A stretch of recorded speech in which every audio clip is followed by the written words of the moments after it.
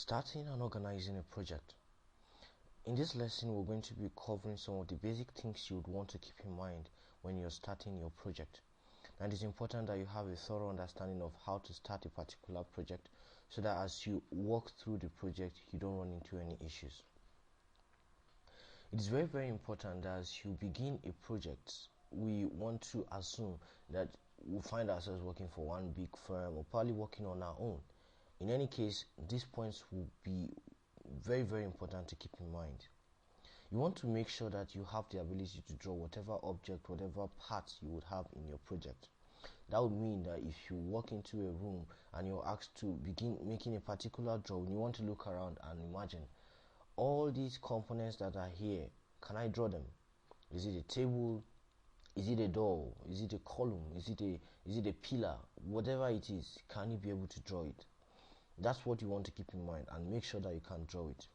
Next, you want to ask if there's a template that you're going to be using to make your drawing. That would mean that there's going to be instances where the border lines that would be contained in your drawing would have been set by the client, the owner of your drawing, or probably by the company or the project manager you might be working with. You want to make sure that if there is a template, you use that template. You do not create one of your own. Okay, if you want to keep your job, of course. Now, once you have this basic information in mind, you can begin to draw. Now, simply because you already have the basic tools that you can use, you already have a good grasp of how you can work out those tools, does not mean that when you have any issue or when you start drawing, you should just draw without paying particular attention to details. It is very important. And so as a point of note here stipulates, it mentions that you should always begin your drawing properly. I'm going to say that again.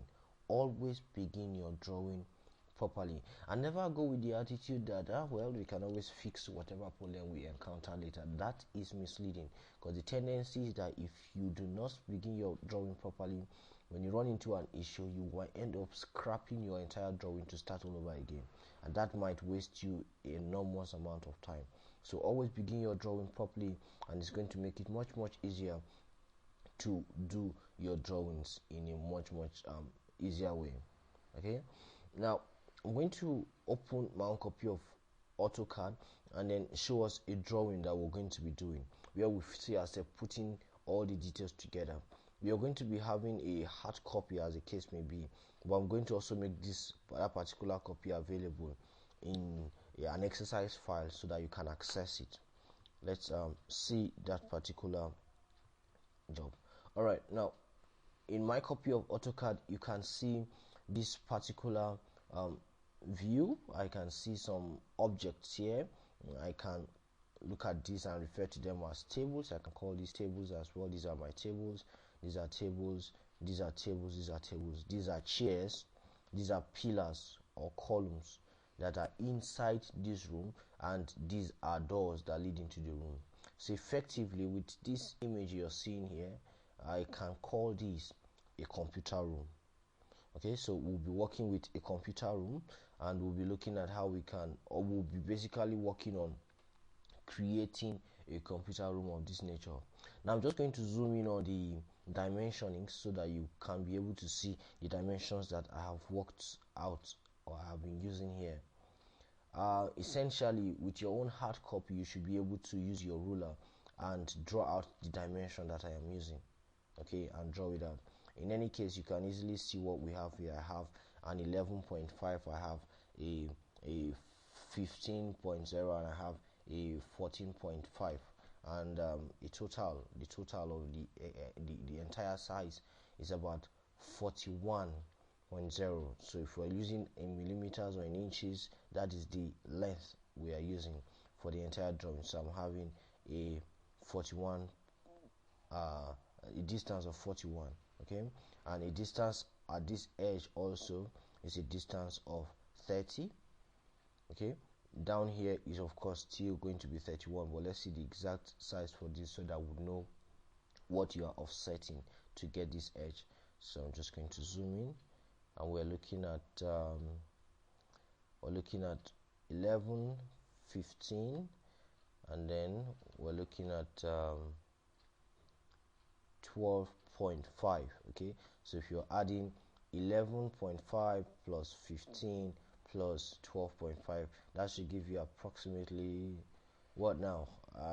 Right, you should do the math. I'm not really particularly good in maths. Okay, so essentially that's what we're saying. So when you already have those figures out, you should be able to then handle what the distance down here, the distance here, and the distance here should be, and as well the distance here. Also keep in mind the offset distance of this guy over here, and this offset distance is 5. Okay, whereas we still have the same thing here. So in any case, we're just going to provide it for you so that you can easily work it out. But keep in mind that we have separate columns or colors for our layers.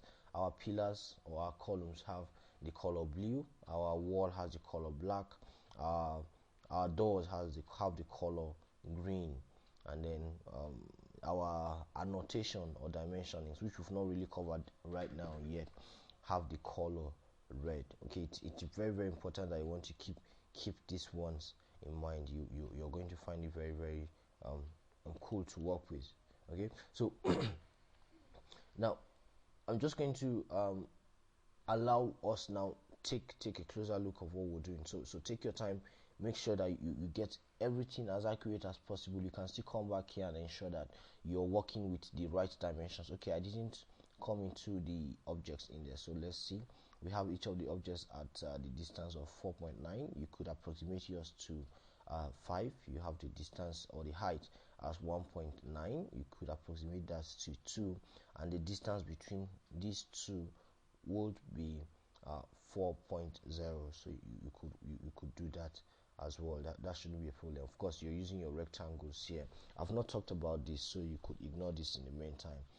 We've talked about this, we've talked about this, we've talked about this. So let's see you draw this, all the rectangles in there. Let's see you draw all of them, and then in the next video we'll then explain how we can now begin creating our chairs and our computers with the use of, or with the assistance of blocks. So I'll see you in a bit.